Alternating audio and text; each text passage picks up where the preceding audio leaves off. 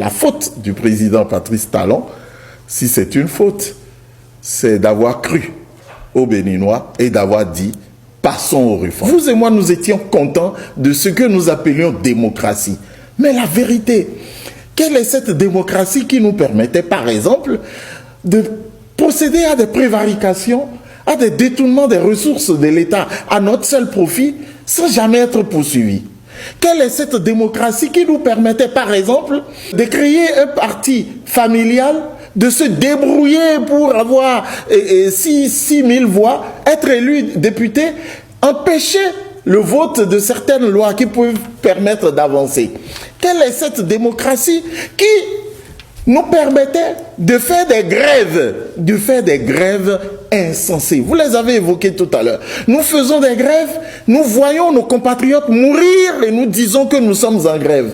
Nous voyons nos enfants dans les rues pendant des mois et nous disons que nous sommes en grève. Nous voyons la situation de nos populations se détériorer et nous disons que nous sommes en grève et que nous sommes en démocratie. Quelle est cette démocratie qui nous tuait? Quelle est cette démocratie qui nous rendait, qui nous paupérisait et qui détruisait ce vivre ensemble que nous devions avoir?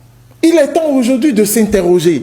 Et tous les chefs d'État qui se sont succédés ont posé cette problématique. Après la conférence nationale, nous avons eu le président Nicéphore Soglo qui s'est dit, mais cette façon de démocratie à tout va, on ne peut pas amorcer un développement. La preuve, on l'a bloqué, et finalement, on l'a empêché d'aller de l'avant.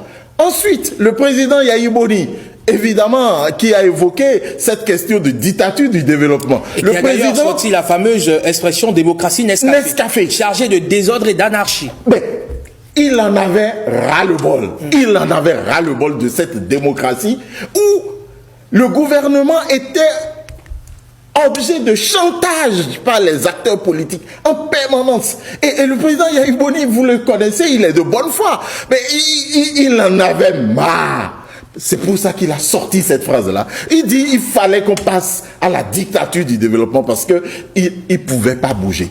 Le diagnostic a été fait et je rappelle le discours d'investiture du dernier mandat du président Yahya Boni. Il a dressé les failles de cette démocratie et il était urgent que nous passions aux réformes. Alors, la faute du président Patrice Talon, si c'est une faute, c'est d'avoir cru aux Béninois et d'avoir dit « passons aux réformes ». Tout le diagnostic que nous-mêmes avons fait, passons maintenant à la médication, passons au traitement. C'est dans ce processus aujourd'hui que, évidemment, les gens ont été bousculés dans leur précaré, dans leur confort. Les gens ont été bousculés parce que aujourd'hui, c'est clair aujourd'hui que, excusez-moi, lorsque vous vous rendez coupable de détournement ou de prévarication, c'est délicieux, tout simplement. On ne vous protège plus. D'accord. Alors, les acteurs politiques, pendant notre démocratie que nous adorions à l'époque, les acteurs politiques étaient presque intouchables. Quand ils commettaient des actes délictueux, on les protégeait, on ne les traînait jamais devant nos juridictions.